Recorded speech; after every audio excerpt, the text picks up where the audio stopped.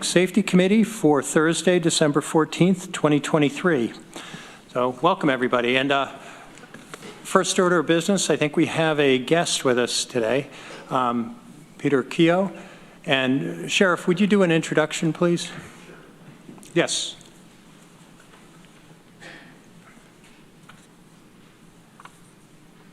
Thanks, Rich. I'd like to introduce Peter Keogh, who's the Executive Director of the New York State Sheriff's Association. He's here in response to, as you all know, that we just completed our reaccreditation for our Corrections Division. It was a pretty lengthy process that Under Sheriff Olin and Captain Ray Bunce were heavily involved in and carried the work, so to speak, in all this. The accreditation process is a very important program for sheriffs across the state because it helps improve our operations. It makes sure our policies are all in line with known best practices. And for me as sheriff, the policies are great because it sets expectations of our staff of what we expect and how we expect them to behave and operate, and gives us a method to hold people accountable to the standards we expect at the Sheriff's Office in Tompkins County. So with that, Peter Keogh.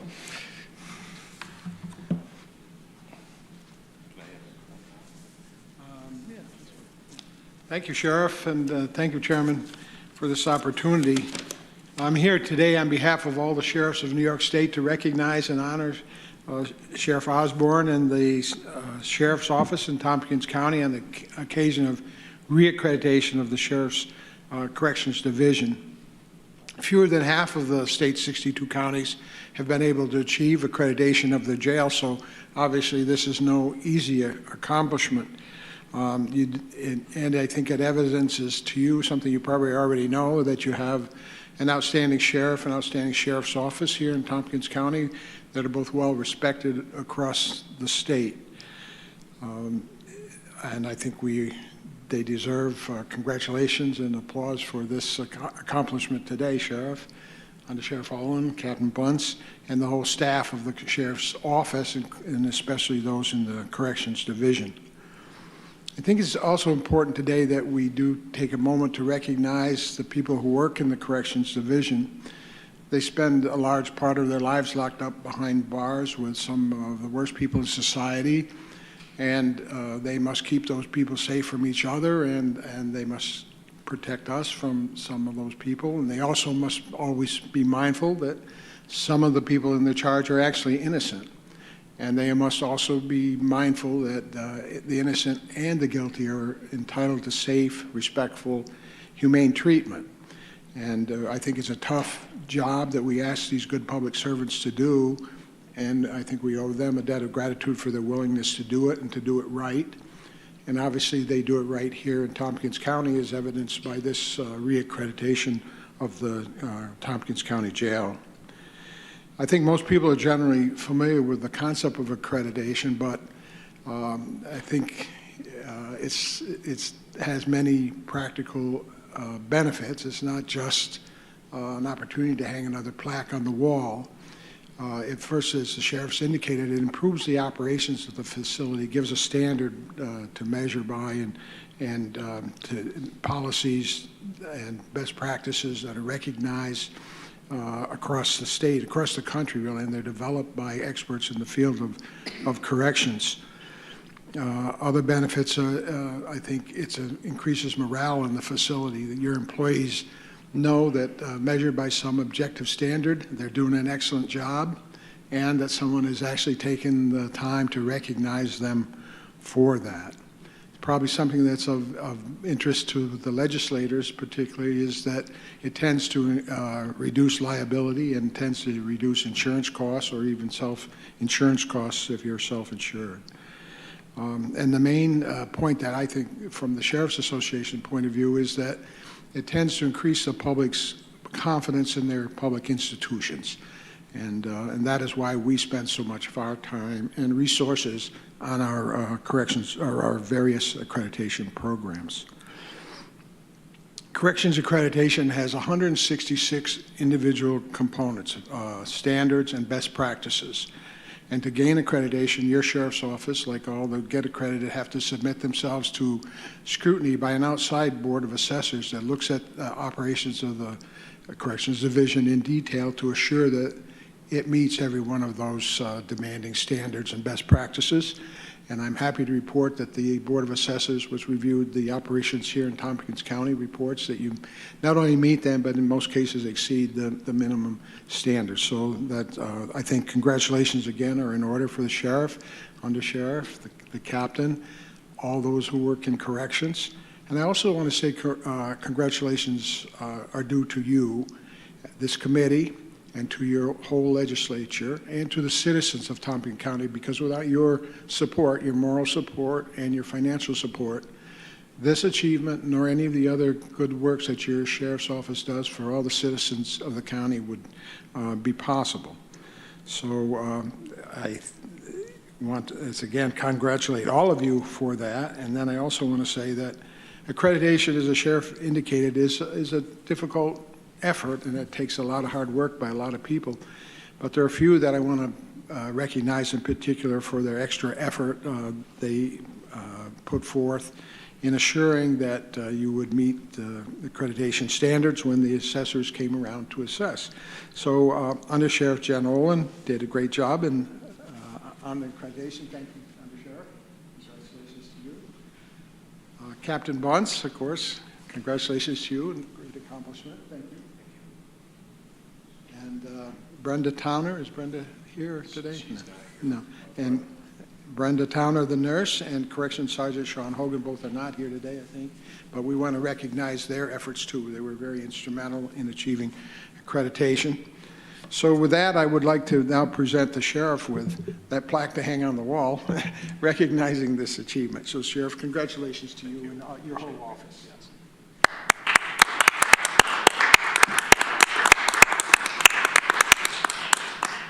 Thank you, Mr. Chairman, for this opportunity to publicly proclaim all the good work that's being done by your sheriff's office. Thank you. Thank you for coming and visiting with us. And if I could just respond, my background is in commercial. I worked for a commercial testing laboratory for many years, and accreditation is the lifeblood of it.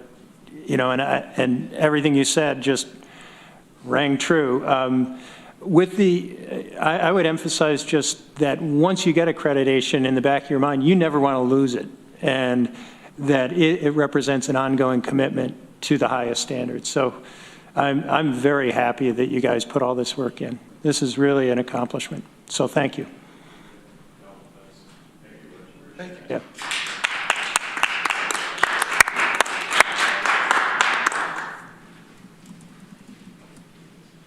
Okay. First or second order of business, public comment. And I have one card, Zach Wynn. Good afternoon, folks.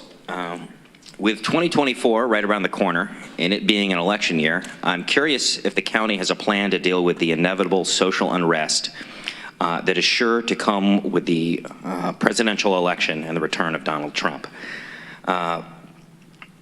There have been many recent incidents with highways and bridges shut down by protesters relating to the conflict in Israel, mirroring similar protests that have occurred on and off in Ithaca since at least 2015, up until the summer of 2020 and beyond, with the most recent example occurring a few months ago in Collegetown, with several sitting and incoming members of Common Council and one member of the legislature participating.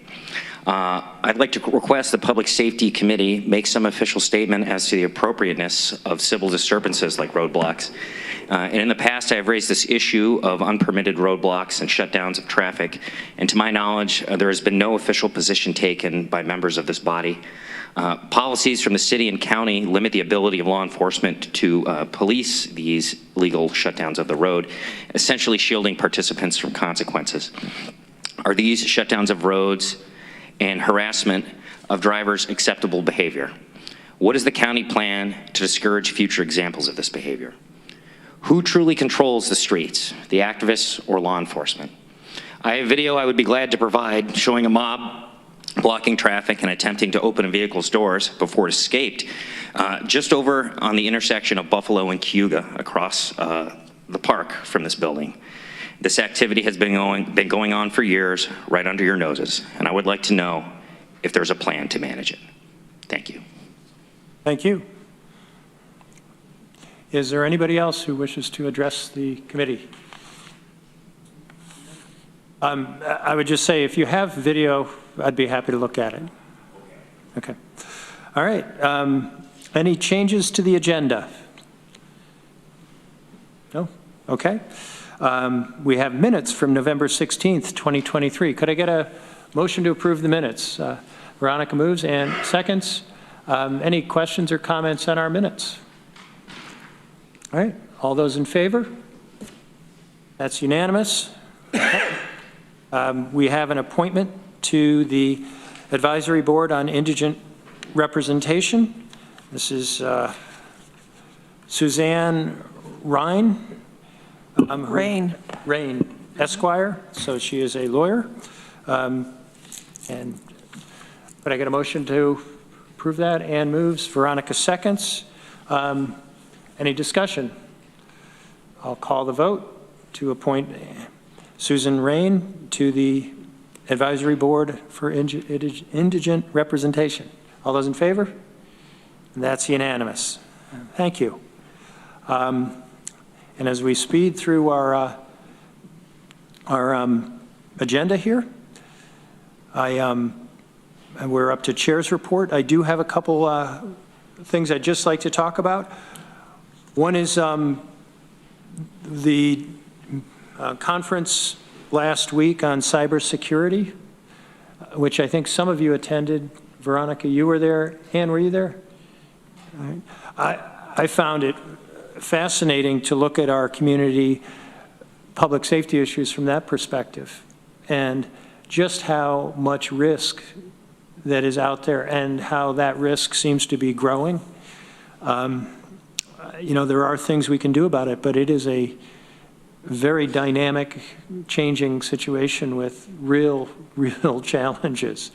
And whether this really belongs with the Public Safety Committee, it certainly has public safety implications. Michael Steitley got up and spoke about the security of emergency communications and what can happen when somebody gets into those systems, how complicated it can be. Just even if they're not doing anything other than just stopping the communications, the damage they can cause is really remarkable.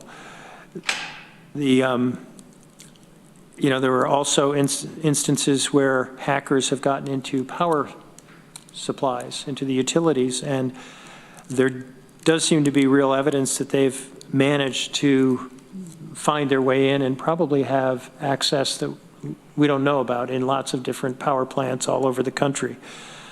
And they can shut down the power. Anyway, it was a really useful day. Veronica, you spoke to it as well. I forget which meeting we were at for that, but legislature. Okay, but perhaps I'm going to talk about our priorities for 2023 in a few minutes. But maybe this is something we would explore further in 2024. That if there's a way to monitor how well we're doing with that. One of the outcomes was Lauren Cantrell, our IT director, indicated he'd like to get a working group together to pay more attention to this issue and do so on sort of a cross-departmental approach. I think he would like to see some legislative representation on that working group so that we're keyed into it. One of the findings that we arrived at is that we, the legislature, really don't know very much about this, and we haven't been tasked with doing anything, very much about it. We have certainly heard about it, and we go through training on it. But I think there's a lot of good questions we should be examining. Anyway, happy to hear any further comment on cybersecurity. Ann.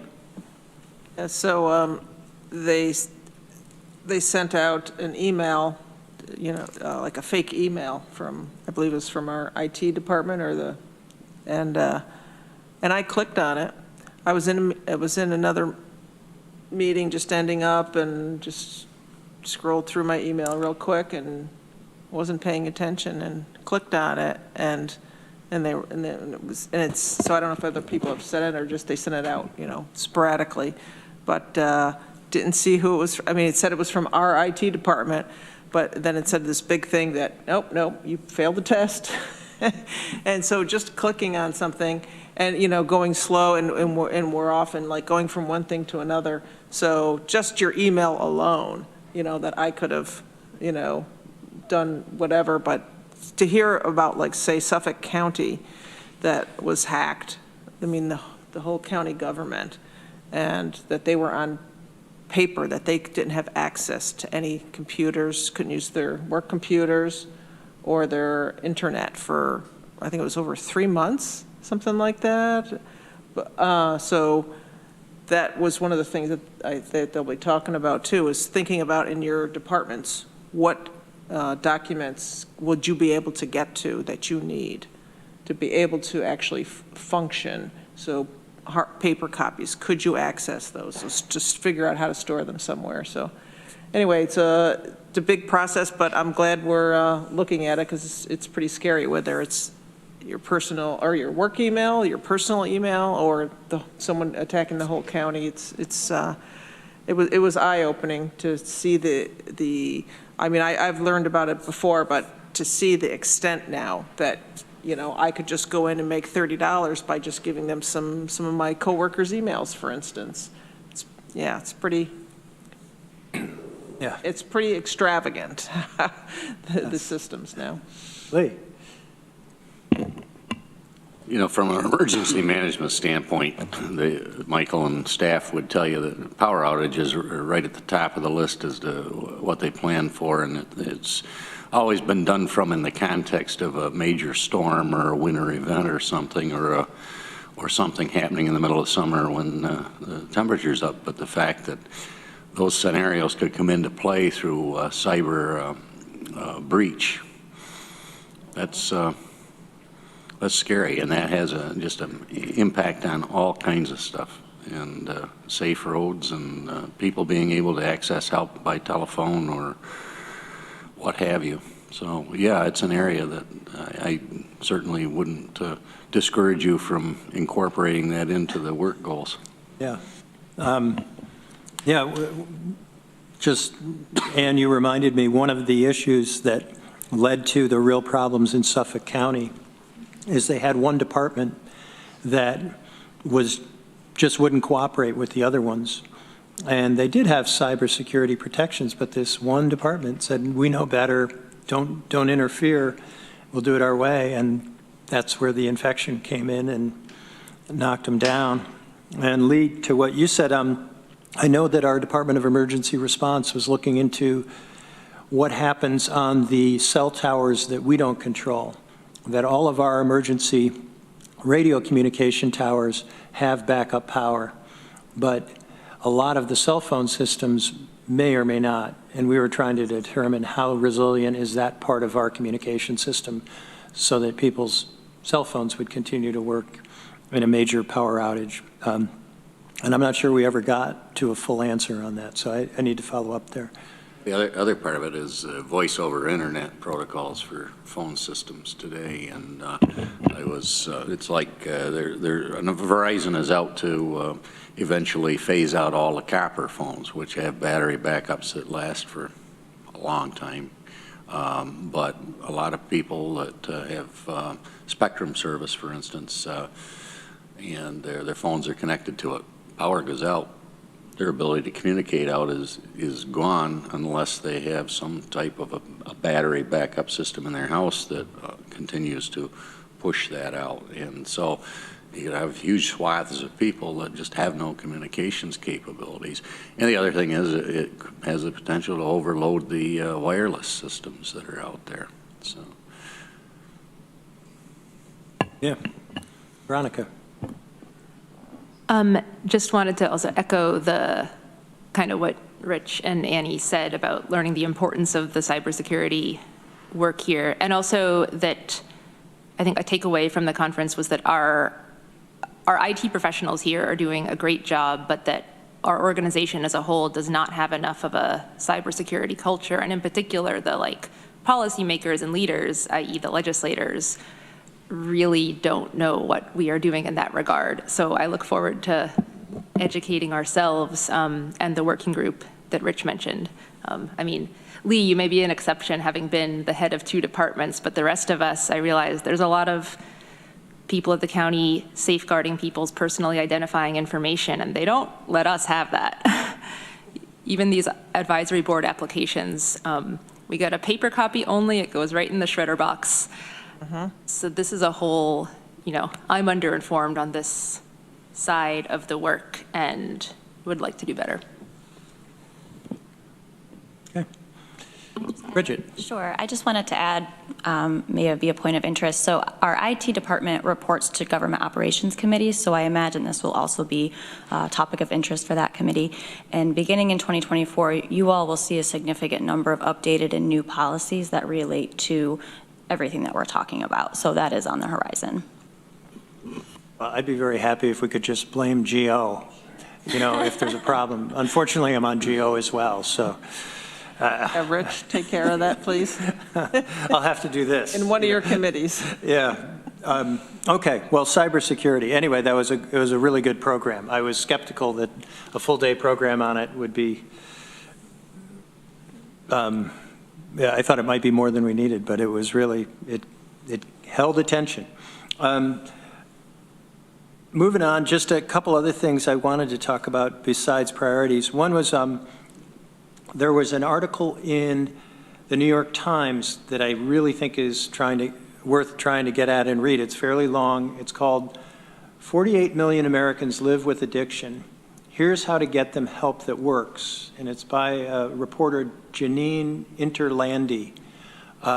It is a comprehensive review of what is going on in our country with the response to the addiction issues we all face.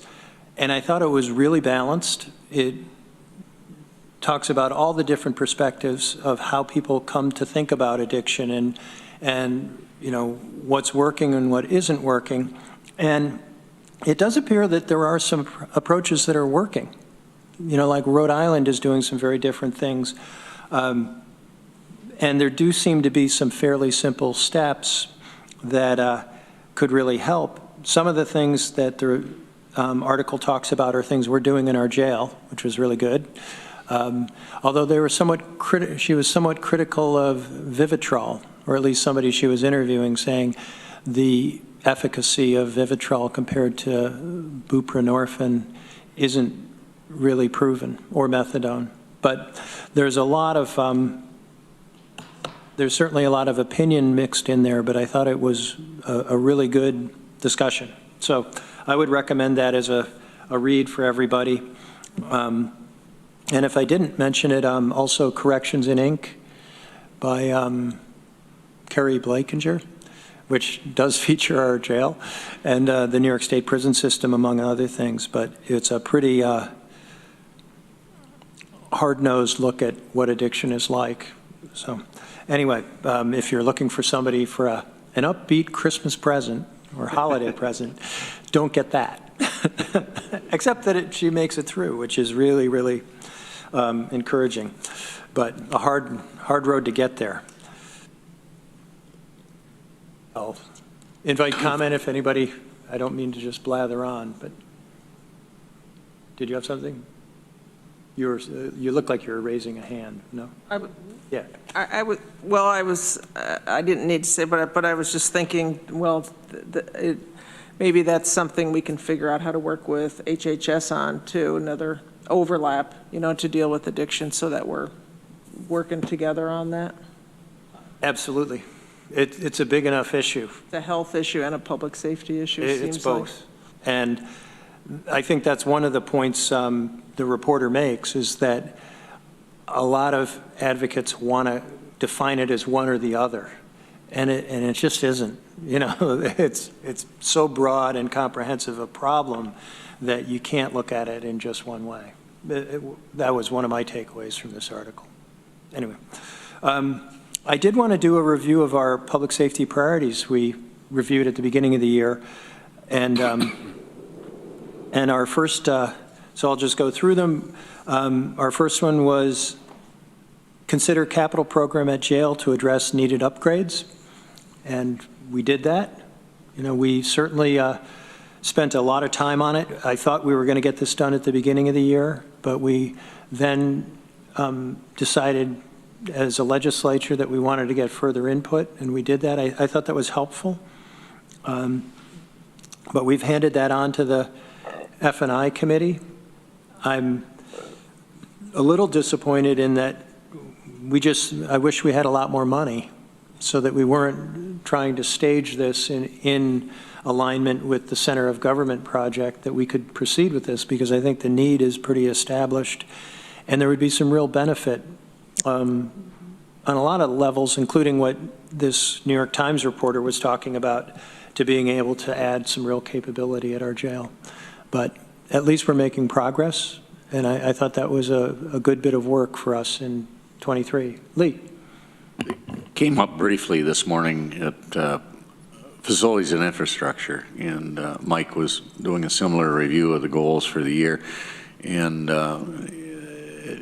I did want to clarify, because I thought, Mike had similar sentiment to yours, but his sense was this has been put off, and I think we were left with an assurance by Arrell that despite no specific dollars going into the 2024 budget for a design stage, that there was going to be a work done to give us some preliminary designs. Was I correct on that? I think that, yeah, it was more on the programmatic level rather than design, but it's a start. But there would be work some going forward, and yeah, some estimates being generated through the next year for us to factor in conjunction with considering other major projects. Yeah, and we might find out it's much cheaper than we ever thought. I hope so. We may find out just the opposite. But any other comments or anything on that goal?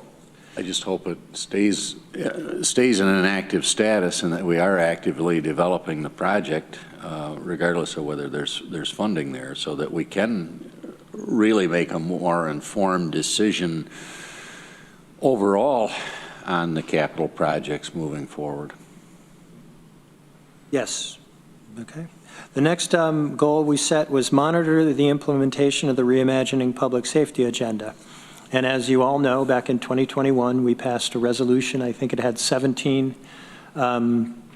distinct bullet points of things we wanted to try to do. And we did make progress on that in 2023. We're going to hear, I hope, during the sheriff's report about the CARE program and how that's proceeding. But we also did work, as you all know, on data disclosure. And I think we had we moved forward on something else in reimagining. But I think when we started this process, we all understood, I hope, that this would be a long project. And it has been. And it's a lot of it hasn't been easy, but I think we've seen continuing progress, which is good. Anybody have any thoughts, comments on that? Okay. And then the third goal is monitor the development of an integrated countywide approach to EMS services. And we did spend a lot of time on this, and we've made, I believe, some substantial progress. The discussions that are going forward right now on how do we actually roll it out, including what kind of financing model we have, I think those are going to be difficult conversations, but important ones. And I'm pretty optimistic we're going to end up with a much better system overall. And it'll be a collaborative system, you know, with the county playing a part, which we haven't done before. So I'm really excited to see where this one goes. But we did work on it this year, and I think we did positive work. So thoughts, comments? I don't want to just do all the talking. Okay. We set a goal to look at determine impacts of marijuana legalization implementation. And we really didn't do very much there, but I think we determined that there wasn't much to do, that it doesn't seem that we're seeing real public safety trends or negative trends related to this, other than there seem to be a lot of stores selling marijuana illegally. And New York State has undertaken to do the regulation of illegal sales. It doesn't seem like they're doing very much, but I don't know if Sheriff or Undersheriff, you see any difference in terms of DWIs or anything as a result that you could attribute to marijuana? Nothing substantial, no. Nothing noteworthy, I would say. Lee? A lot of articles recently in other papers throughout the state about the slow rollout of it and the fact that the legal shops and legal producers cannot get licensed and are in a bottleneck in Albany. So we're a ways away from seeing the impact of the legal side of the equation. Yeah. One area where I've done some reading and I really haven't seen any reporting on what's happening is youth and marijuana. That developing brains, I don't know that marijuana is a very good idea. It may not be a good idea for people our age, but for those much younger who are still really maturing, there did seem to be some indications that marijuana can cause a lot of trouble for some people. Some people can use it and it's no problem at all, but you can get some real mental health issues that develop from marijuana use in young people, and I worry about that. I don't know. Lee, One of my comments that I wish the Board of Health and other public health entities would take as serious a look at the implications of marijuana as they do at tobacco and vaping. Yeah. I think that is an issue that largely falls to Health and Human Services rather than Public Safety, but it's ancillary. And I'm curious to see where all that goes. Let's see.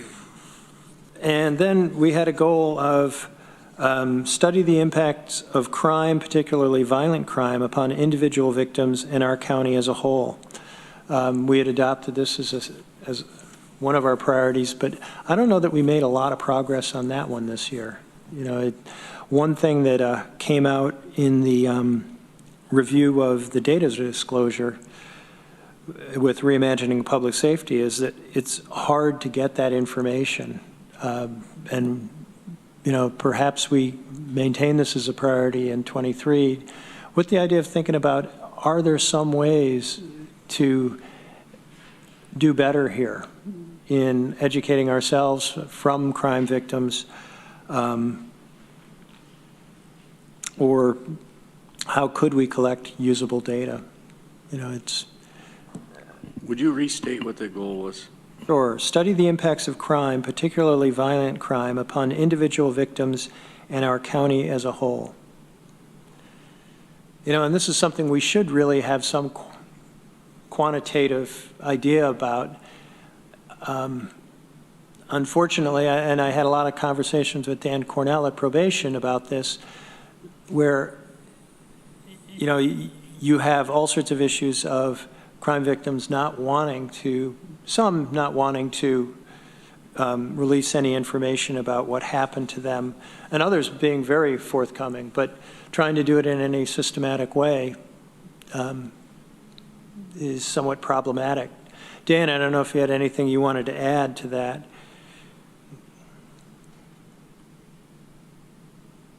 Thanks, Rich. I would just say anytime that someone is not beholden to answer that type of question, we're really going to be at the mercy of people who are willing to give us input and information. Certainly victims are not required to give any feedback, oftentimes for their own safety considerations, and oftentimes they just want to move on, or the variety of reasons why people don't want to talk about it. Certainly we should, in my opinion, we should listen to the people who do and try to factor in what their experience is and how we could, better represent their interests in the community.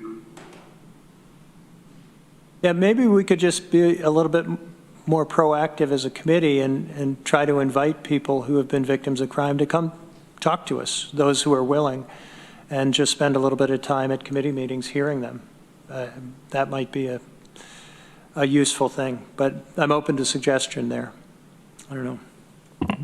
Rich, your comment about quantitative information, do we have a good definition as to what constitutes violent crime and what the statistics may be in the county as to different categories and occurrences? We do, and New York State collects all that information. So we can say there's certain, this many felonies and, A felonies, B felonies, and misdemeanors. But what we're not really getting is what is the impact on individuals who are the victims of those crimes? And, is there anything we could be doing in our community to not only prevent those crimes from occurring to those victims, but also how do we support them after the fact? And I don't have any good answers there because I don't think we have good information at this point. No. Yeah. Ann, I think you just beat. Close. It was real close. I was just thinking for, people who have been a victim of a crime, and I have been before, like coming to this might be the last thing I'd want to do. Maybe. So I'm just wondering if the first thing we want to do is, maybe it'd be harder, but to figure out, I don't know what resources I'll say are out there for victims, but, just maybe that could be something that we could do the coming years to see what resources are already out there, and can we enhance them if we think they need to be enhanced. But I might think it would be something less public. You'd have more, if someone's that's been victimized, your vulnerable situation, and You might be right that maybe there's something we could do with intermediaries that would actually reach out to crime victims and try to have a confidential conversation. And if there's useful information coming out of that could be shared with us. But maybe doing it in a two-step. Yeah, Veronica. I guess maybe similar to what the last thing Annie said, do any of y'all have examples of people getting the information about impacts of violent crime on victims, but in other communities or in like larger demographic area or geographic areas? And because I'd be interested to see how other people attempt to answer that question quantitatively. I don't know. I don't know either, and that's a really good point. Maybe that would be part of the goal for 24, is to try to determine how are other communities doing it, and is anybody doing it well? And we could steal their ideas, which is much more efficient. Sheriff. Yeah, if I can just add, nobody comes into contact more with victims than the sheriff's office, obviously, just from the nature of the work we do. And if you recall going back sometime when we had Michelle Lansing or Michelle Barber, who was our Stop DWI coordinator, her actual title was victim coordinator. I don't know how she moved out of that role into the Stop DWI position, but now that the undersheriff's our Stop DWI coordinator, that may be something in the future to reconsider down the road. We rely heavily on agencies such as the Advocacy Center. We make a lot of referrals through our care team for different groups that can support people. But having that person right there, you can imagine if we have a domestic related assault or a sexual offense or something we're investigating, we try to get these people up to the sheriff's office to provide support to these victims. But having somebody on hand like that can deal with them, track that data, and do something like that, just something to keep in mind for the future. No, that's good. Yeah. Matt. Thanks, Rich. This is not a cookie cutter type situation. It's incredibly complicated and complex, and it scares me a little bit to be talking about approaching victims of crime to get their feedback, because often they are so traumatized that having to go over it again and again is just re-traumatizing a victim of violent crime. This is just a really multi-layered question that, we would have to approach in a much more sensitive way than I think, talking about it, forcing people or approaching people. I totally agree with Dan that to the extent that they want to provide their input, we should listen to it and we should try to quantify that.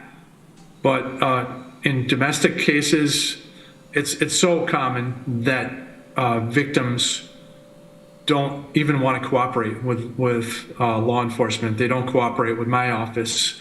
There are mandatory arrest rules for domestic violence cases where law enforcement does their job and do the right thing by making an arrest, but the victim won't go on paper, they won't give a statement, they won't testify or cooperate, and the cases are unprosecutable.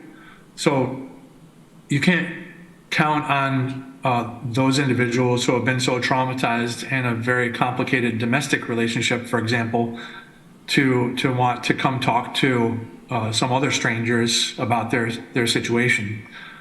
The Advocacy Center is a fantastic resource, and they are essentially our victim advocates for most of the cases. And my office advocates for victims, and we are obligated to consult with and advocate the victim's wishes in any criminal case where there is a victim that is identified. But I think this is a much more complicated issue than it seems like it was put out in the way it was written. Okay, well, certainly nobody was talking about forcing anybody to come talk to us. I don't know even how we would try to do that. But the point remains, I believe, that we're not really hearing anything from, as a committee, anything from victims. And I think we should try to at least get some channel somehow so that we're better informed. Veronica. What if we, or I don't know if it's we, because I think this iteration of committee only has one more meeting, but asked someone from the Advocacy Center to come present to us and of their experience of one step removed? They might be an appropriate intermediary, yeah. So that's, I think, for further discussion in 24, whoever might be sitting here in public safety. So, okay. Then we had one more, which was improved tracking of drug-related overdoses, poisonings. And we had a good report, I think, from Whole Health on their progress in doing that. It certainly seems that there's hurdles to overcome, but if we don't have a good picture of overdoses, and frankly, some picture of how many people in our community are addicted. This newspaper article suggests there's 48 million Americans, and I think our national population is on the order of 340 million. That's a lot of addicted people. Now, that might be a very, very broad definition of addiction. It could be, including tobacco, certainly alcohol, but all of the different drugs. And some people, I would say the research seemed to show that some people can use drugs and not really get addicted. And other people, it's just awful. So I don't know if it's 48 million, but the point remains here in Tompkins County, I don't think we have any idea. And it would be great to know something about just the magnitude. So I would think that one is one that we should continue to look at, and hopefully Whole Health will come out with a program that gives us at least a better picture of the overdoses side of it. Welcome comment. Mike, you've been particularly quiet. Quiet person. That's what a lot of people say about you. But, working on that. Yeah. Come out of your shell. Okay, well, that was priorities for 23. Can I just mention something real quick? Yeah. You talked about the population of the United States, so it doesn't have to do with public safety exactly, but just from COVID deaths, we lost over 1 million people. So we're down to 33 million rather than 34 in the U.S. You mean 300? 60. What did I say? You left off 300 million of the people. Oh, 300. You just left off 300 million. What's So we're the down to number? 339? 330. I was ballparking it. I don't mean to ignore millions of people. 331 million. Okay, I was a little high. 334, I think you had said, or 300. I said Anyway, 340, but I was way over then. Yeah. Okay. I should know the population of the country, but just in case Yeah. anybody's taking notes from our committee. yes, well, Don't accuracy listen to matters. me, obviously. But It's 326.7 million in the country right now. right now, But it says, it's the Google, so, okay. The Google told me 331.9. well, then this is a problem. We're losing very quickly, apparently. My Google said 340. I'm kidding. So it's somewhere between 1 in 6 and 1 in 7 people are addicted to something in Yeah. the country. Yeah, which, that's a shocking number. I've never heard it that high, but that's in the title to this newspaper article. I Googled it with different phrasing and got 340 million. Oh, I'll stop now. Crushed it, crushed it. Anyway. there's a bunch of people here. But, and to your point, we did lose a lot of people in the pandemic, and we forget how traumatic that was. With the overdoses, we're seeing that just on a churning, ongoing basis. It's just, it's so frustrating that we can't do better or haven't done better, but as this article says, we could do better. It would really take some new thinking and a lot of different entities working together that haven't done very well so far. But we could make a difference here. So I think there was a positive takeaway from that article. Anyway, I had one other thing I was just going to mention in the chair's report. Thank you to the sheriff and to Dan Cornell for talking to me about the recent event on Plain Street. You know, this is a real tragedy, certainly a crime. This was a shooting that happened last Saturday night. You know, there was an argument between somebody in a car and somebody else on an electric scooter or a bicycle or something, and they started yelling, and they ended up drawing guns and shooting at each other. And one of the people got shot, and it severed their spinal cord, and they are down in Robert Packer Hospital and likely will never walk again. And this just seems totally senseless on so many levels. But I did want to recognize our sheriff, because the sheriff's department helped with addressing it and catching the person who did the shooting. I don't know if you had anything you wanted to add, but. I'll just add, Rich, and thank you. Yeah, that was actually, the capture was made by 2 members of the sheriff's office that were working a give detail. They were familiar with one of the people and were able to get things in place to make that happen. So the person was subsequently turned over to the Ithaca police and the arrest was made.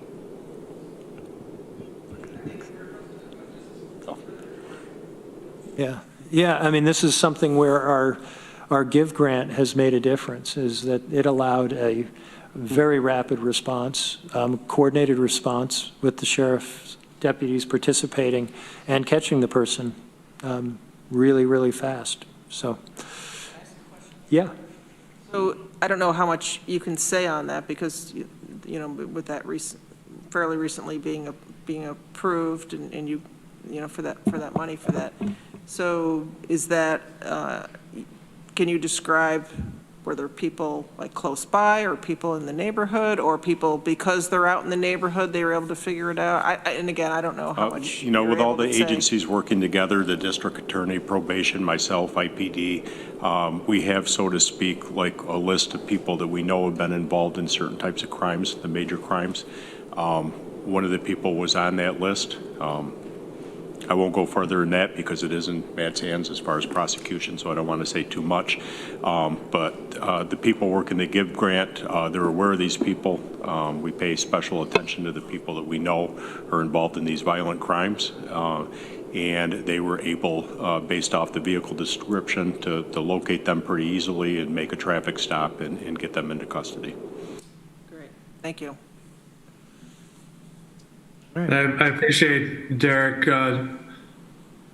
being vague about the details, because it is a case that is just starting, and the evidence is not something that should be put out into the public realm at this point. But I can say that it was absolutely a joint effort that was a combination of things, including the GIVE program and identifying individuals who are suspected to be involved with guns, and that information having been disseminated to all the agencies in Tompkins County, which made the sheriff's deputies familiar with the individual, and really it's a really good team effort. I hope this is an indicator of where we'll be on future shots fired incidents in our community. You know, they're so dangerous, and whatever the involvement of the person who got shot, you know, that's a personal tragedy too, and it certainly didn't need to happen. You know, there wasn't any benefit to anybody in that mess. Anyway, I wanted to say thank you for the good work there. And then I'll finish the chair's report. I guess I could wait till the end of the meeting because we have more, and maybe my outlook will change, but I wanted to say thank you to everybody. I think we did some good stuff this year. I think we had some great discussion.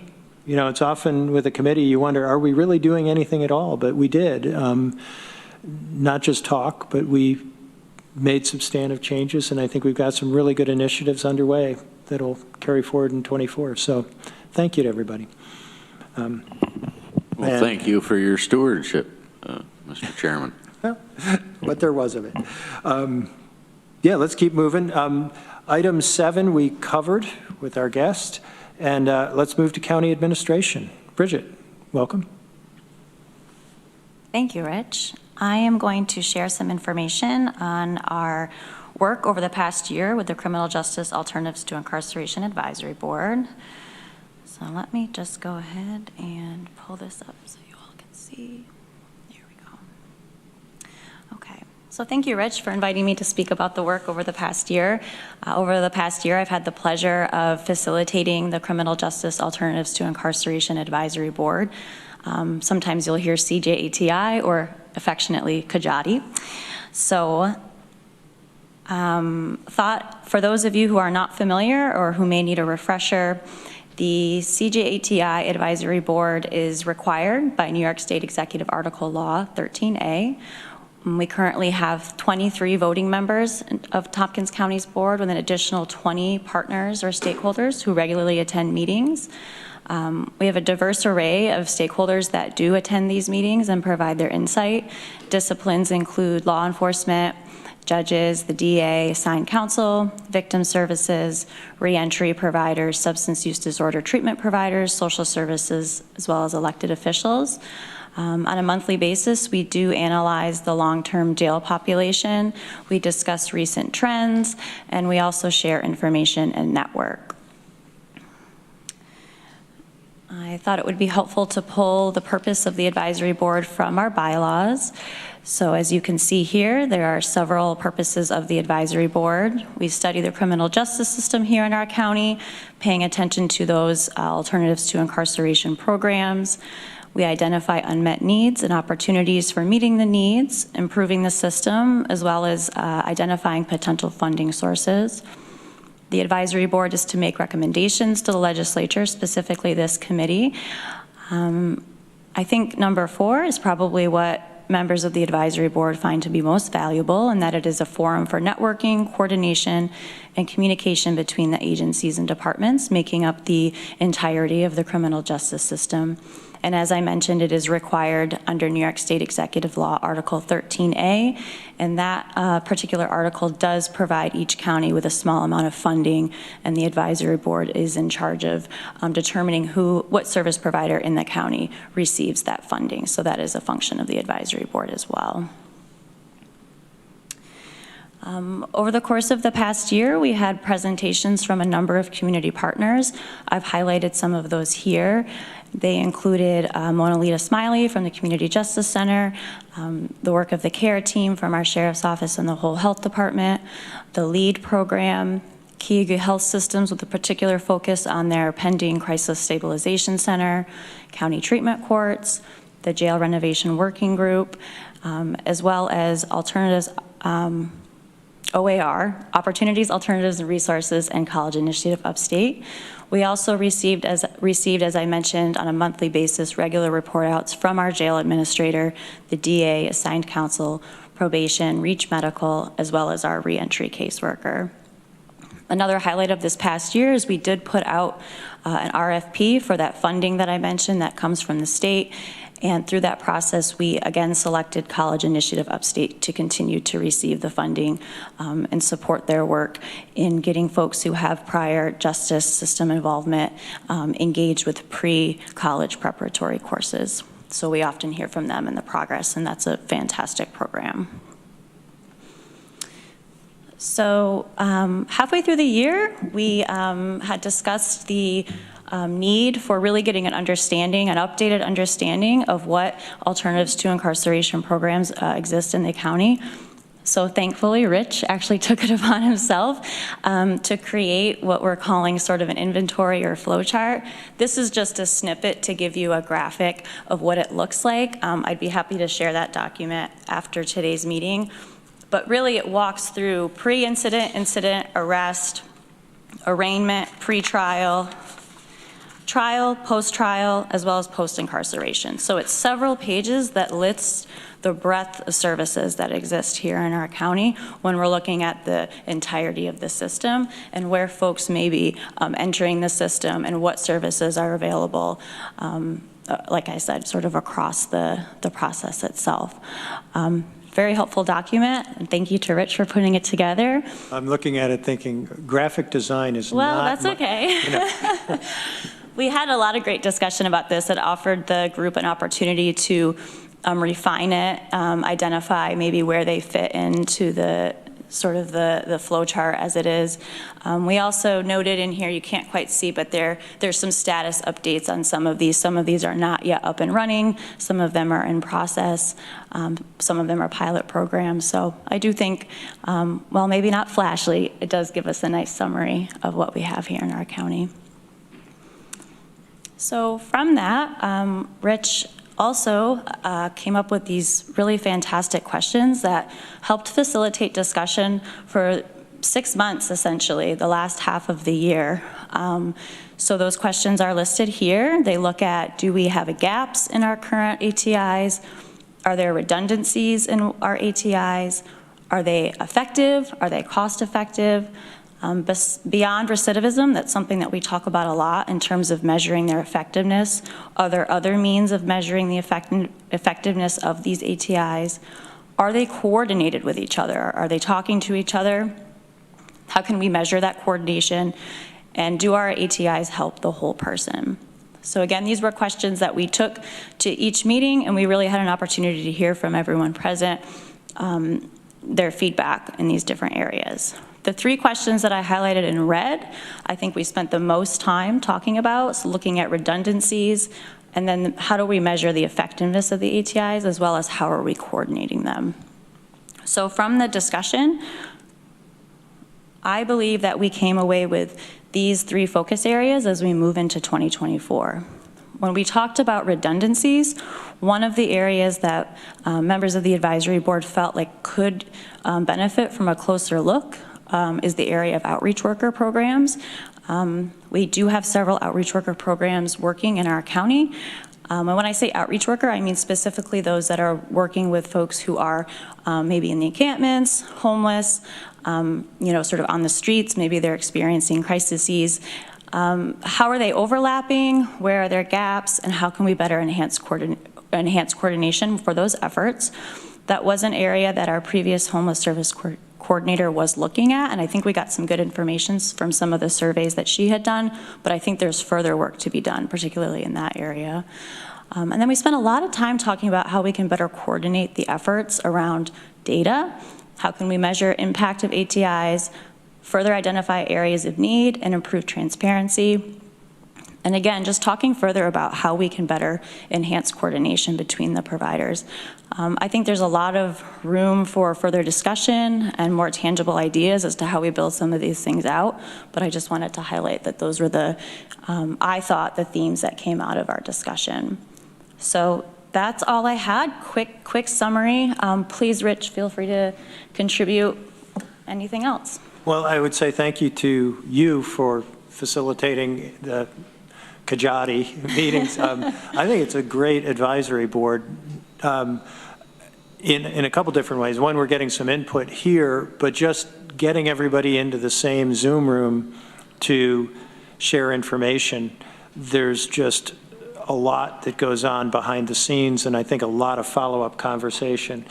But I would go back to the 3 items you noted, particularly with outreach workers, because we were talking about, you know, is there any redundancy? And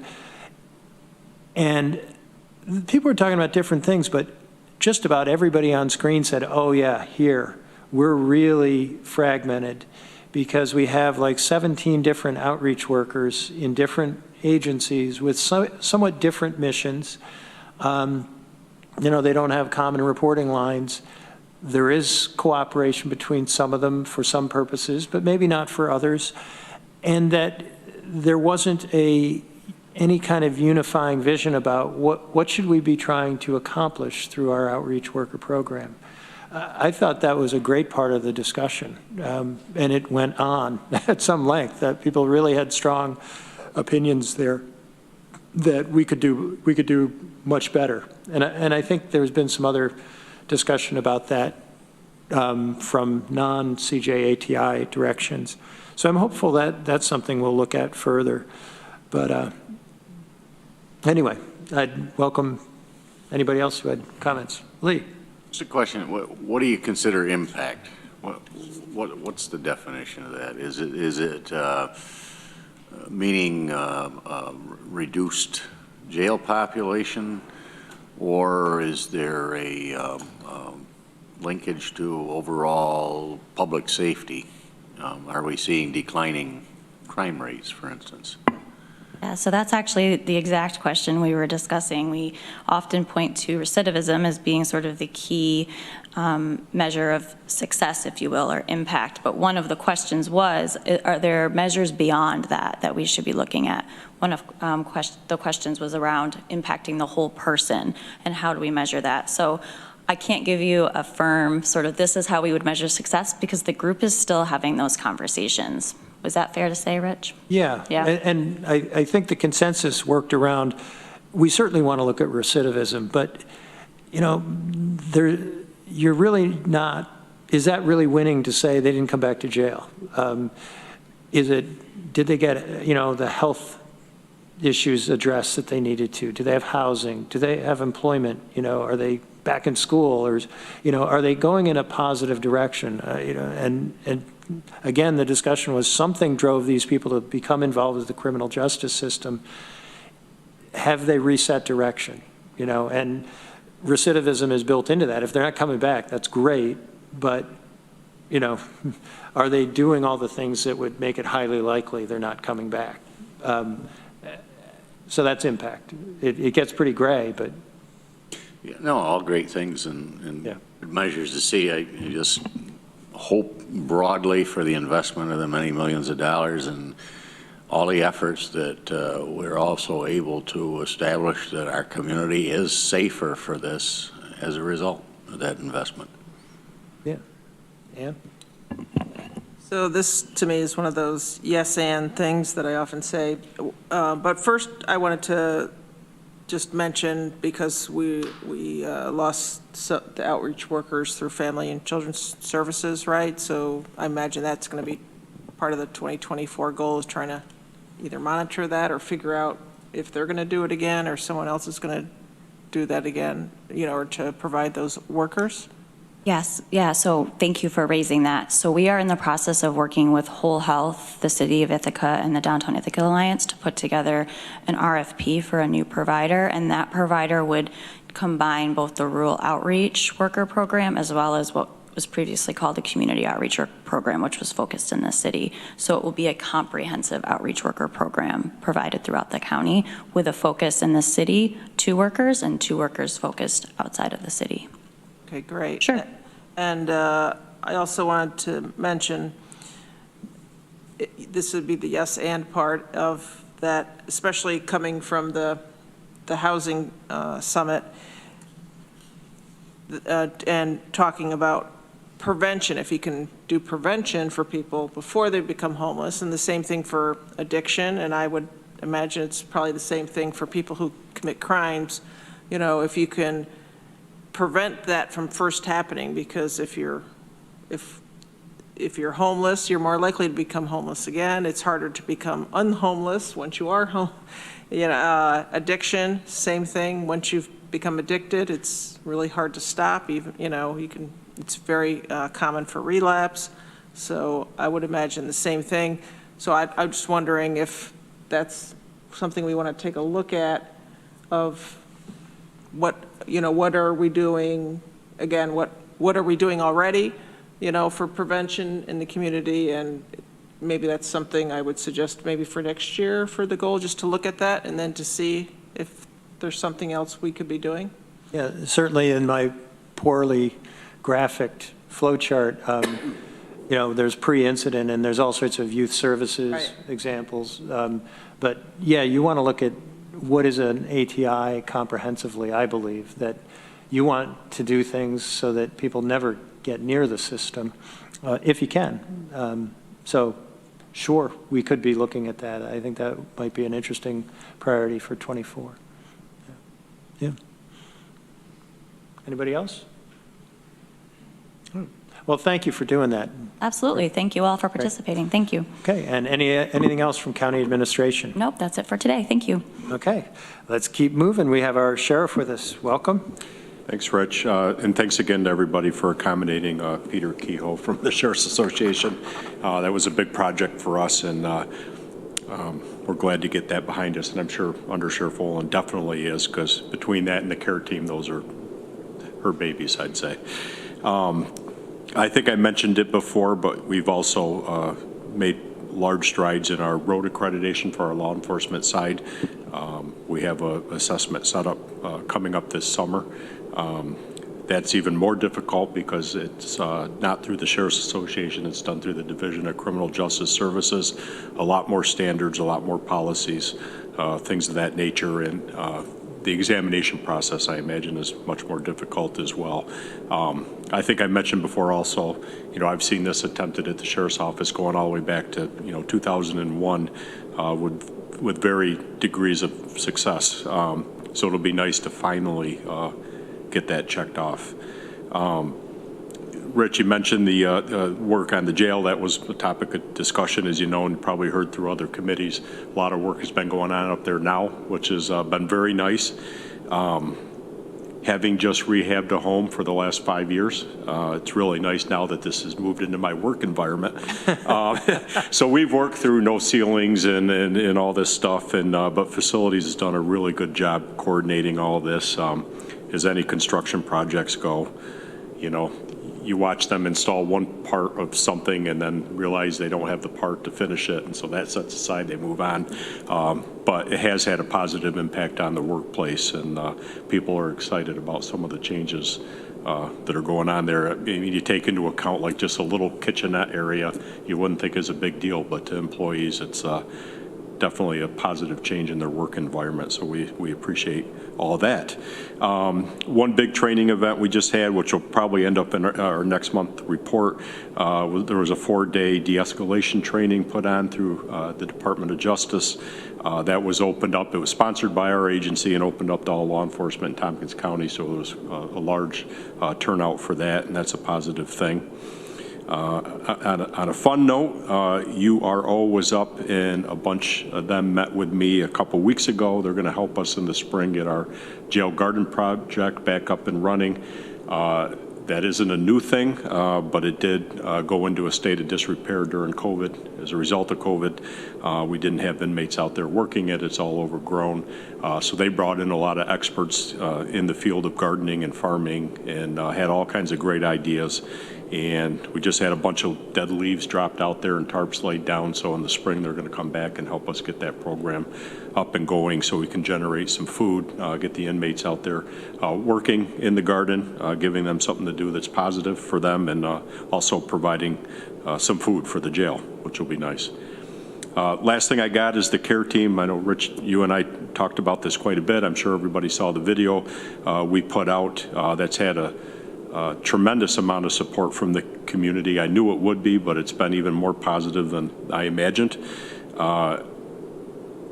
Rich brought up a good question. You know, when we put the video out in the information, we stated they had 45 calls thus far, which on its face does seem maybe kind of low. But as we shared with Rich, a lot went into getting them ready to handle those calls before the program even started, and then a lot that they had to do once they got up and running. They spent a great deal of time interacting and meeting with different service agencies throughout the county, developing relationships, getting that stuff going. That took a lot of time. I anticipate that the numbers of calls they get involved in will definitely increase. We worked really hard with the Department of Emergency Response. When we got the program, when we were planning it out in the beginning, you know, we worked with the higher ups in that department to streamline how those calls were going to come in and then get dispatched. But as you can imagine, trickling that down to the actual dispatchers to get into the practice and have the knowledge to dispatch those calls to the care team took a little bit of work. So we've been working those kinks out, and again, I think it's going very, very well. I think it's going to continue to improve, and I'm happy to see what I'm seeing so far. So I think that's it. That's all I have at this point. Okay, thank you. I'm very happy to get the update on the care team. That's a real positive development. Questions or comments for our sheriff? Rand. Just want to say congratulations on the certification. So I realize it was a ton of work, and I know you're probably very proud, but we're very proud of you guys doing that and all the work it takes. And I know you go above and beyond, not just to try and get those 166 things in the metrics. So thanks again and congratulations. Okay, let's move on. We have our district attorney with us. Welcome, Matt. Hello again. Couple things, I'll be pretty quick.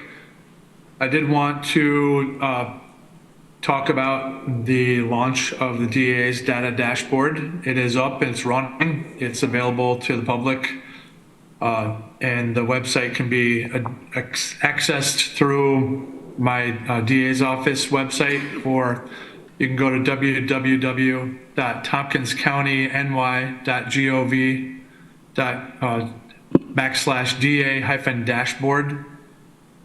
It's probably easier to look on my website and just click the link there.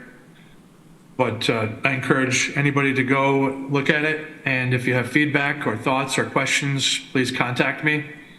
There's a lot of data on the dashboard, and I look forward to getting some feedback. Mostly it's been positive so far. Secondly, on a less happy note, I have an opening that is going to, the person, one of my ADAs is leaving to move to Schuyler County. That's where she lives. She's taking a position in the Schuyler County DA's office, so we'll be sad to see her go. But I have a posted opening to start January 1st or as soon thereafter as possible for an assistant district attorney, and we're trying to cast a very wide net to have a big candidate pool for that position. But we've had almost 3 years of stability with the same crew of prosecutors, and that's been great. So we're hoping to find somebody who fits in really well and has the same Tompkins County values that we do. Okay. Any questions or comments for our district attorney? Ann. So I didn't get to write down that URL address so quickly, but if I go into the Tompkins County website and then the DA's department, is it not on there? Do you have a separate website? There's a link on my DA's office website. I think probably the simplest way to tell you is if you Google Tompkins County DA's office, you'll come to my website. And then on the left-hand side, there's a link for DA dashboard. So you're saying it's at the bottom? It might be at the bottom. Things move around when you look at the county website on the phone, I've realized. Oh, it's not really good to look at on a mobile device. It's very, very difficult to look at on a mobile device. Okay. Yeah, Veronica's saying. I'll say, I'm looking at my laptop. It looks impressive, a lot to digest. I have no comments other than thank you for getting this. I have no comments immediately other than thank you for getting this out in public and at least on this device, easy to click around and navigate. It's a ton of information, so I'm happy to get feedback or thoughts as people take time to dig into it. Yeah, thank you, Matt. Okay. Anybody else? All right. Well, thank you, Matt. All right. Great. Thanks, Rich. And we will move on to the Department of Emergency Response. And I see Jessica.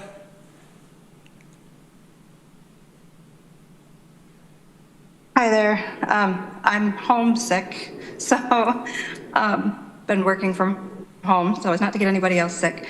I don't really have anything beyond what's in the current report.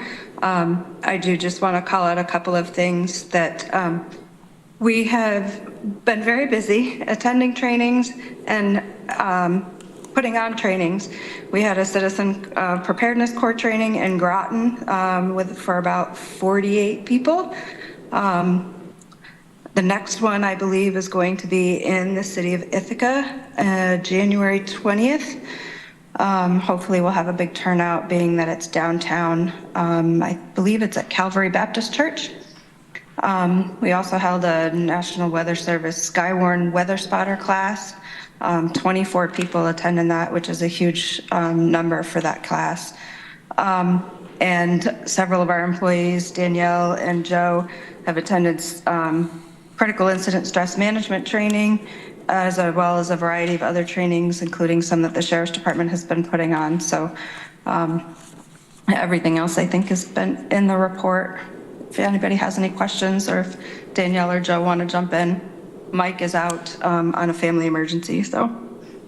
Okay. Well, thank you for that. Danielle or Joe, did you have anything you wanted to add? I help work with CJC to track the care calls, and I just wanted to follow up on what the sheriff had indicated. So far on my spreadsheet, they've got 84 calls. So they are being utilized. Dispatch is attempting to give everything to them that is appropriate for them. Oh, that's great. They've been found, and that's good that it's ramping up. Yeah. 84 calls in 1 month? No, since they started. I've been tracking since August 30th, and that is until yesterday for the numbers, until the 11th, actually, of December, so. But a lot of them were fairly recent if you were at 45, so. I hadn't even realized it jumped up that high that quick, so yeah. Well, it's 90 days and almost 90 calls. That's a significant number that they're being called out to, especially with a limited time schedule, correct? And you take into account the idea that that's that many calls. Sorry, Sheriff, can you talk into your mic? I'm sorry, I forgot I moved it away. Yeah, you have to take into account too, that's that many calls that our deputy sheriffs had to respond to, freeing them up for other things, so. And how many hours a day on average are they on call? 8 hours a day. 5 to 7? That's like 9 to 5. Yeah, they work Monday through Friday, 9 to 5. But they're on 2 different collective bargaining agreements, so they don't work holidays. And when one takes the day off, the team doesn't function as a team, they function as separate units. So they probably really haven't actually been functioning for 90 days because, you know, they've taken time off for holidays individually, and they've also attended trainings. And again, one thing I would also highlight is that they're spending a significant amount of more time on a call than traditionally a deputy or a state trooper or an officer. On average, it seems like they're spending an hour and a half to 2 hours per call because they're taking the time to help the person connect with resources in the community. So that's been a really big asset, I think. They've really hit their stride in the last month. And not to mention the follow-up they do after the call. They often recontact these people to check in on them. Let me ask a question. Is there a tracking mechanism in their off hours as to determining how many they would have responded to had it been a 24-hour-a-day service? Is there some means of knowing whether we ought to be expanding those hours as time goes on? The best way to say would be to look at all the welfare checks and psychiatric nature codes, and you would just assume that they would probably go to those, but that's probably the best way to assume that. But like I said, the team has really hit their stride. They're starting to respond to domestics as backup officers to work with the victim to get them services. So you can't even just take into account welfare and psychiatric calls because they're going to all sorts of different disputes, suspicious calls. So it's really hard to say. Some of it would just be kind of an educated guess. Yeah, I would guess whatever they're handling on day shift as far as numbers, they would have just as many on the 3 to 11 shift if there was a unit on that, at least. Might be something to think about doing. Moving ahead is... Yeah, and what's nice too is the city of Ithaca, as you probably know, are moving forward with this model as well. And they've borrowed our policies and maybe utilizing our tracking form if try to keep things a little more consistent too. So, and one other thing that was really nice is the villages and the state police have really warmed up to this idea, and we get a lot of state troopers who will go to calls and request the care team to back them up, or the village PD. So law enforcement entities have really seen the value in this, and we're starting to get a lot of referrals from other law enforcement agencies. That's really good news. That is really good news. Yeah. Okay, well, thank you for that. Joe, is there anything you wanted to share on the rapid medical response? Any further developments? I don't have any updates at this time, no. Okay. I would let the committee know that I attended a TCOG meeting last week with Dan Klein, where we had a good discussion with and me. Oh, and you. That's right. Sorry. Yeah. And Lee. Oh, yeah. It was a party. But there was a really good discussion about cost share, I think, and the benefit of trying to do this as a unified, all-in approach. You know, the meeting kind of started out saying, no, the county should just pay for it. But by the end, I think there were some minds that may have been more open to the idea. I don't know if you had different impressions, but yeah, Ann? Yeah, the impression that I got, and then also talking with Enfield Town Board last night, and the other Trumansburg Monday night, and Ulysses Tuesday night, so I was busy this week, but is that they would like, rather than us passing something, asking the county administrator to work on an MOU, is to take a step back and let them look at how they could do it, because it kind of said it's like coming top down versus let them talk. I think we might get a much more buy-in. Yeah, so to speak. Well, I think that was one of the hopes, that if the negotiations proceeded, that would be the opportunity for those conversations to happen, and that everybody pitches in and says, this is how it could work. But if you don't start, I don't know how you get there. So hopefully those conversations will begin soon. Yeah. You're looking at me funny, or you?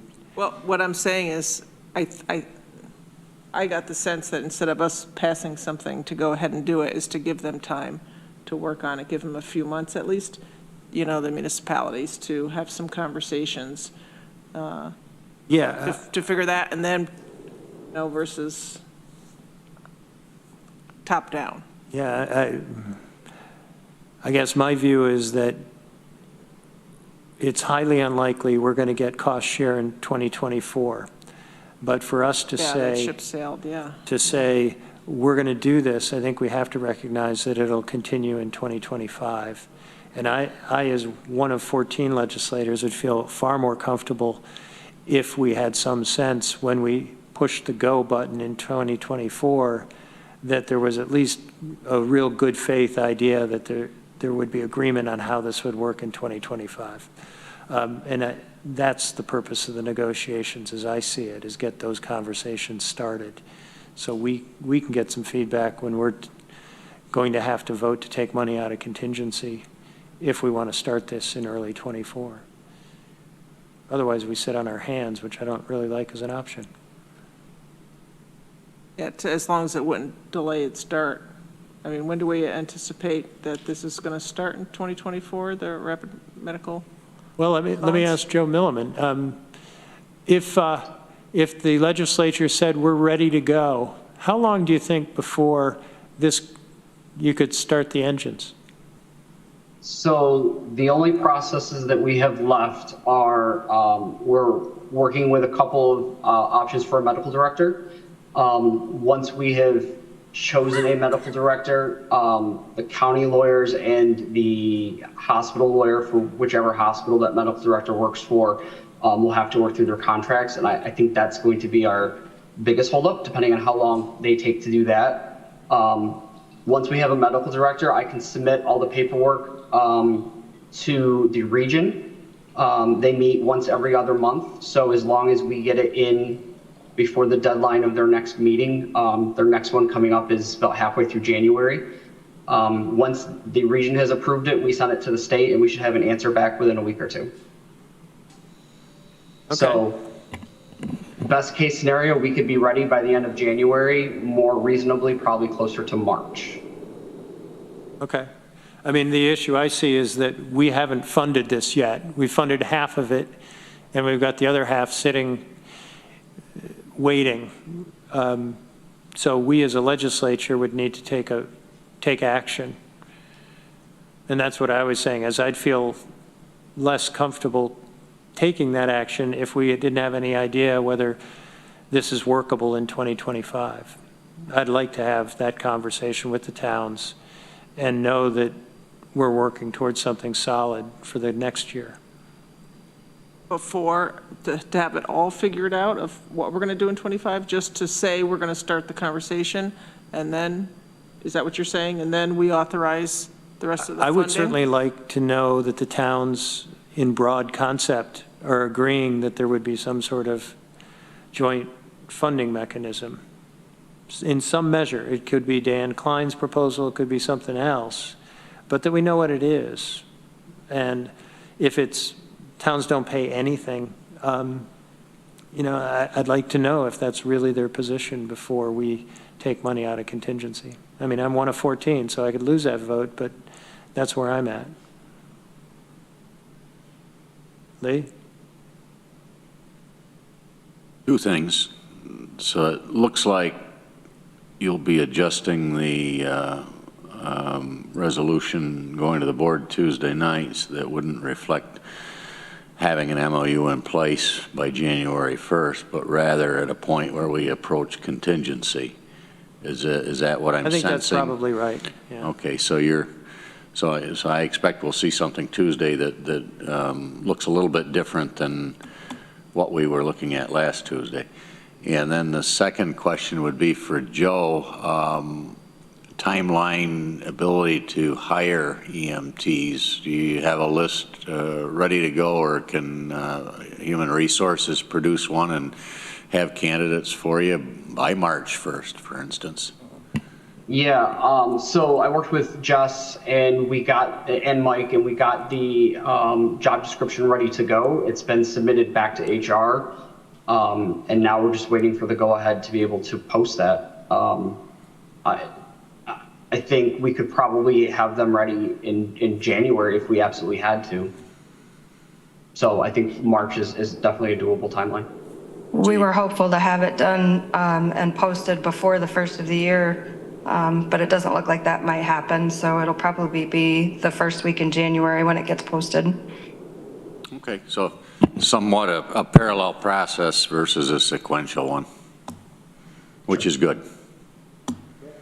So they can go ahead, if I could ask, so they could go ahead and start the program or start all this, all the steps? Well, I don't know that. Half the money, or? I'm not sure that's a really good idea, because if there's people hired and the legislature didn't take the money out of contingency, there would be a financial cliff halfway through the year. He's smiling. Yeah. Right. So I think we need to make our decisions for this to start. And so realistically, it does sound like March 1st is probably the more realistic start date if we can get everything in line. But that's my thinking, but I guess I'd invite comment on that. Anybody? Okay. I mean, I'd rather not hold it up. If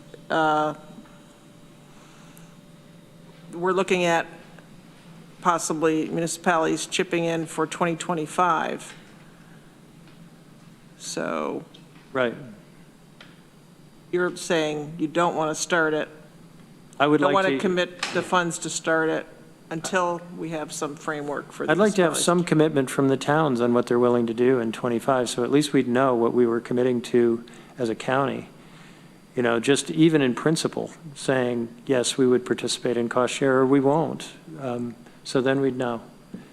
Because I don't see the county stopping this in 25. I think we'll either have to continue to fund the whole thing or we have a viable cost share proposal.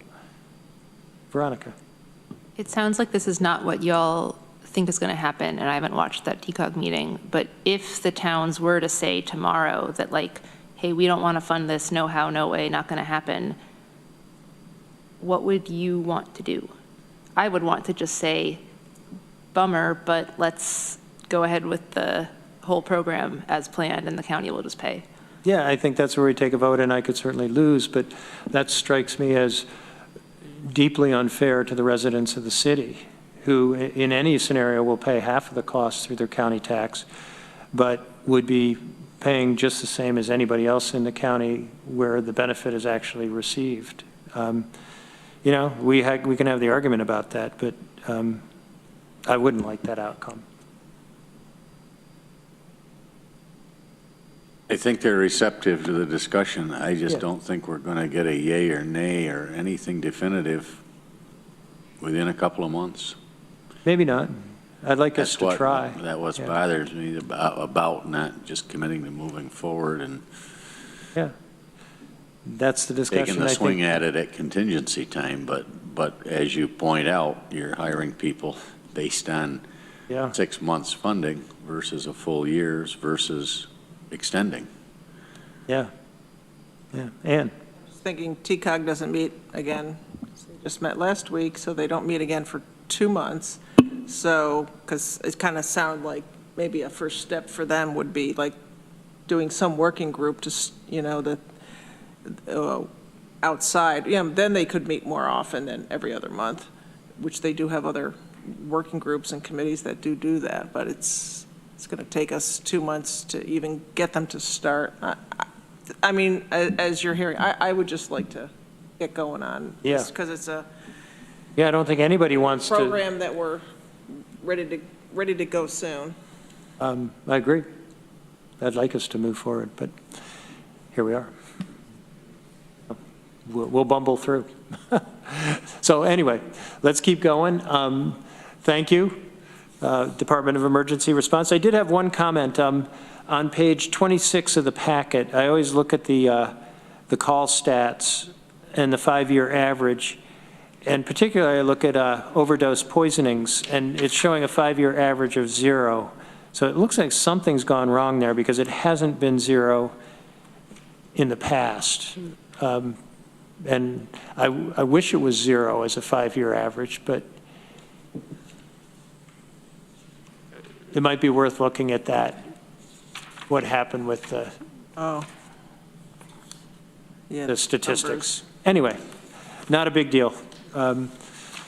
So let's keep moving. Can I ask a question? Yeah. About a different thing for the You can ask. for doer? Thank you.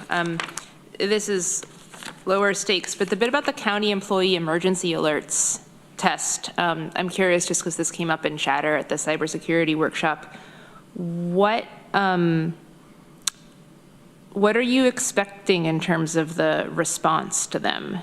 It says of the 709 alert messages received, 224 were responded to, and I think I understand there was some kind of time limit within which someone could click a link. Yes, so when the alert goes out, there's a link for the employee to click on whether they've received this message or not. And when they click that link, they can click yes or no, or, I mean, obviously if they're clicking, they would click yes. If they don't respond, then that's the number you're seeing. You're seeing that, you know, I don't know where it is on the report. Yeah, that 224 messages of the 709 messages were responded to. So they actively went and clicked that link and clicked yes. And I guess, what are you hoping to do with that information? Or like, is it bad that other employees, for example, me, did not respond within the time frame? I clicked it hours later and was not able. So yeah, so it tells us that the message was read in a timely manner. So it tells us that in an emergency, if you were to get that message, you would be able to click it right away and see what it says, or take action, whatever action that's necessary in the message. You know, when it was sent to 722 phones, 13 of them failed. So either they are no longer employees, or their phone number was misentered somehow in UKG. That's where we get all the cell phone numbers from for employees. Or if they didn't respond, you know, maybe there was a reason they didn't respond. Perhaps their phone blocked it because a spam message, or some, you know, there might be some other reason they didn't respond. You know, it gives us somewhere to go and figure out why only 224 responded. Thank you. And do we, I would imagine for some people, like they're just not looking at a cell phone in the window because of whatever it is they're doing at their job. Do we have employees who don't have a mobile phone at all? Like, I see that it says 59 employees whose UKG profile lack a phone number, but do we have employees who, like, if a siren alert went out, just even while they're at work, they would not have access to that information, or to that alert, I guess? That I don't know. Jeff has been working on this, so he might know the answer to that question. I imagine there's probably some employees that don't have a cell phone, but or do not have access to a cell phone while on the job. I honestly, let's see, it went out at 9:30, so during the day. You know, it's possible that they didn't get the message and that's why they didn't respond. Realistically, we're looking at using this for, you know, emergency notification, or, you know, something is happening that they need to do something. There's obviously going to be other ways that they might get this message as well, not just their cell phone. This is just one avenue. Cool, thank you. Welcome. Rich, I went back to my spreadsheet, and that should have been 34 for the 5-year average for the overdoses. Thank you. Thank you. Yeah, I thought it was not 0. Okay, well, thanks for tracking that down. Okay, let's keep going. Next up, I believe, is our Department of Probation and Community Justice. And I see Dan is with us. Is Carla here? I don't see her. Okay. Carla's attending to other things today. All right, well, welcome. Welcome, thank you. I'll be brief. Our staffing issues are starting to trend in a better direction. We did hire a new PO. We have one person returning from long-term disability on Monday.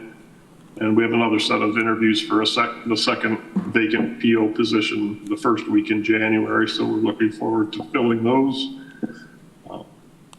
At the end of January, we're losing our current longest standing employee, Bernadette Stranger, who's been our probation assistant for 38 years.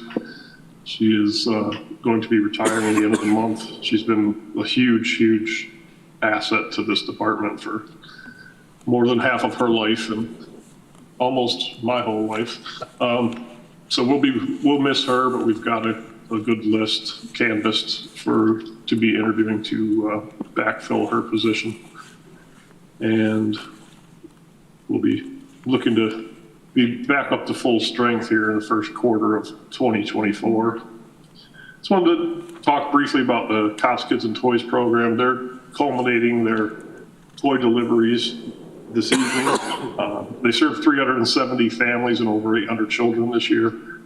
Every law enforcement agency in the county has been involved. It's been a great community effort, and I wanted to thank the community for their generosity and donations. I want to thank local radio stations for their free advertising that they provide to support the program, and just to thank my community service workers and supervisors for all the work that they've done to coordinate the logistics of this. So they'll be wrapping that up tonight and hopefully making a lot of people's holidays a little brighter. That's really all I have. Well, thank you for all the work on that and all the agencies that participate. You do have a resolution, and this is budget adjustment appropriation from contingent fund, terminal pay, Department of Probation and Community Justice, doc ID 12031. Lee moves, Ann seconds. This is the standard terminal pay resolution we see regularly for different departments. I don't know if anybody has any questions or comments. We ready to vote? All those in favor? All right, that passes unanimously. Thank you. Yeah, anything else for probation? Not today. Hope everyone has a nice holiday with their families. Okay, and then let's move on to the assigned counsel program. Lance Salisbury's with us. I saw him on screen. Where he was? Hello, there everyone. He is, up in the corner. Come on in. I hope everyone's well. I'll try to be brief. I know we're getting short of time. First thing is, for the first time, you see our data kind of provided to you, or at least some of our data. Let me just give you kind of a real quick description of what you're looking at there, so you understand what you're reading. Yeah, this is great, and thank you. Yes. Yeah. And you'll get this going forward from now on. We collect our information down, we break it into family and criminal. You're seeing the family court because we cover family court as well.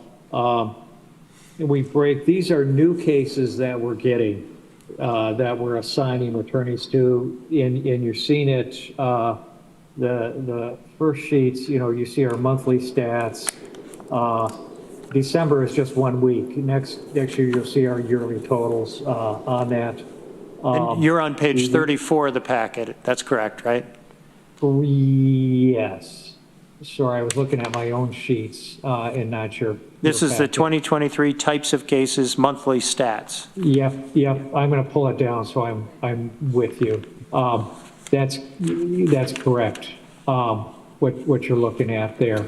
So we break it down by, and I noticed it's you got it if you're looking online, kind of there at an angle. You have to rotate it, but you see our monthly stats. We correct the program overall, and then the second sheet you see, which is page 35 of your packet. We also break it down by court for each month.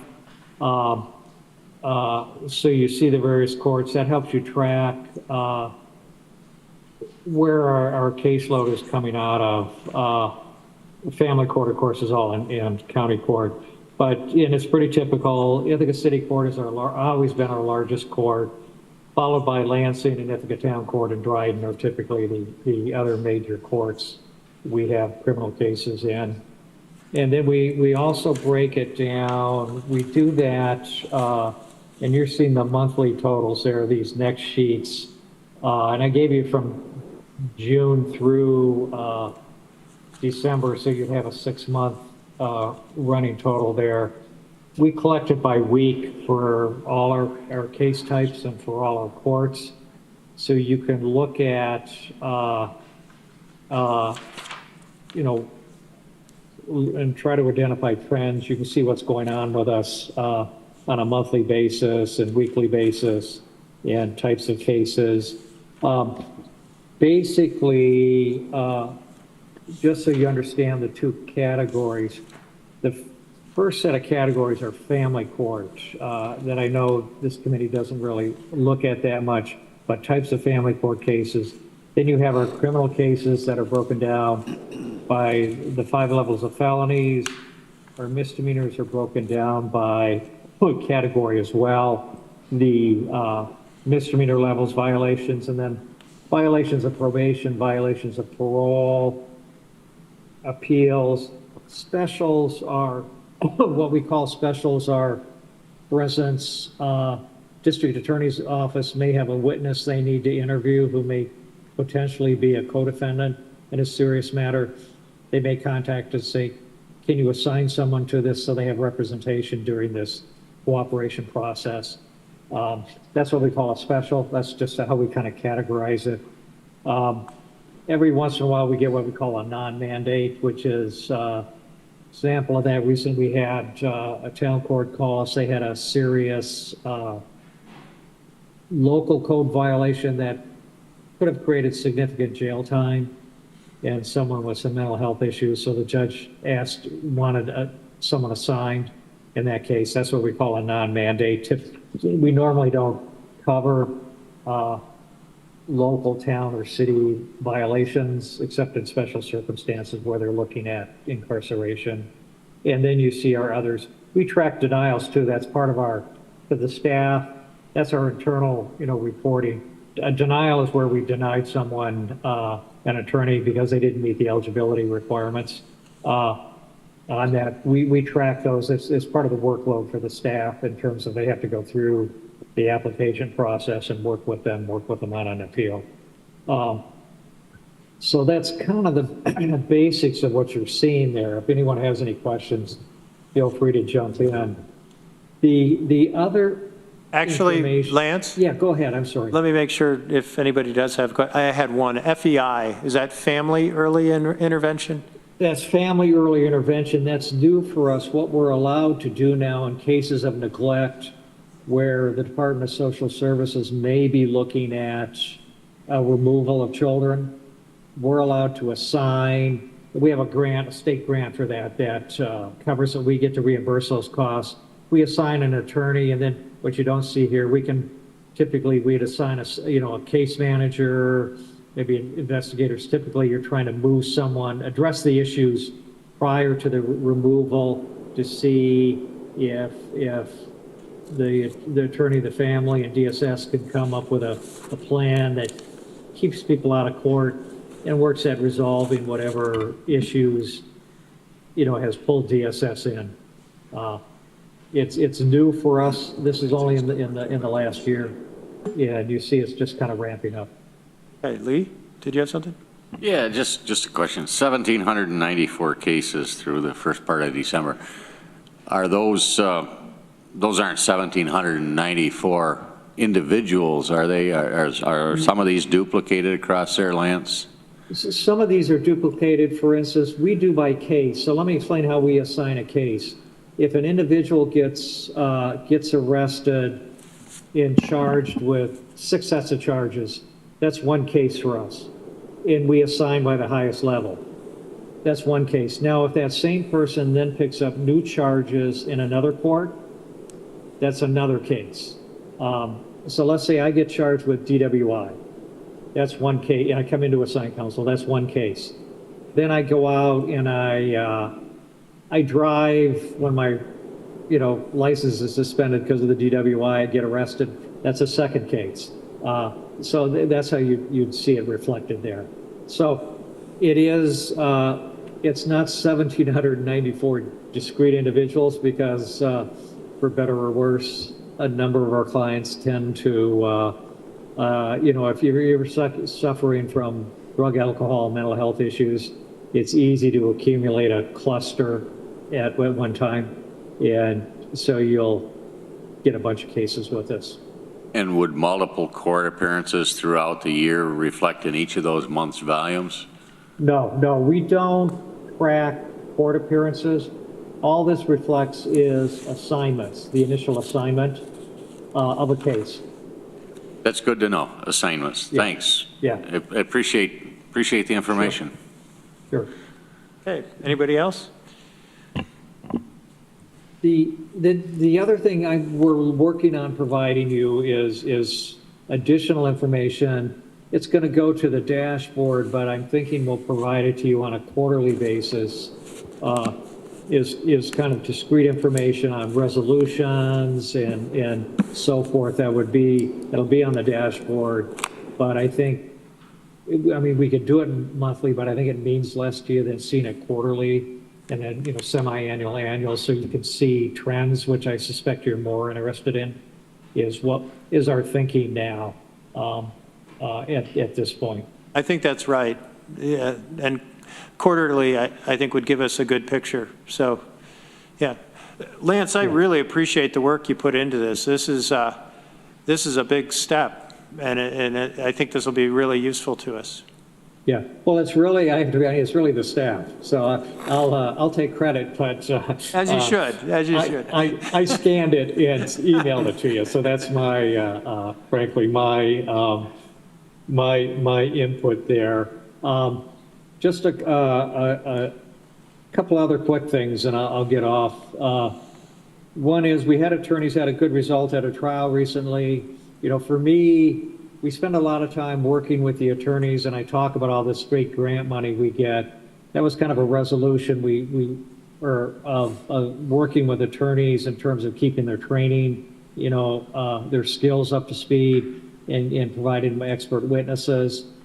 And for me, ultimately, my concerns are the attorneys effectively representing people.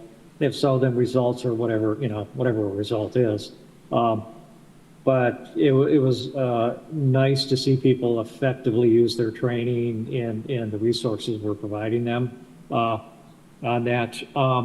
The other thing, just briefly, I heard our public comment at the beginning about public demonstrations. I just thought a comment. I think we're lucky here, going back at least into the prior decade, both our Sheriff's Department and IPD have taken, I think, very effective and kind of de-escalatory tactics in dealing with nonviolent demonstrations.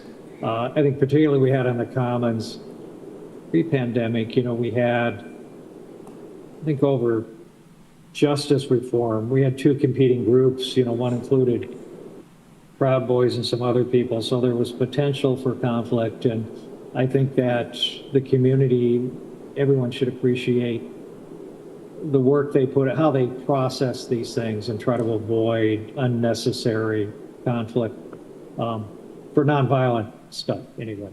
I think that's a good point, Lance, and we've certainly been fortunate in having public assemblies where haven't had them go south on us.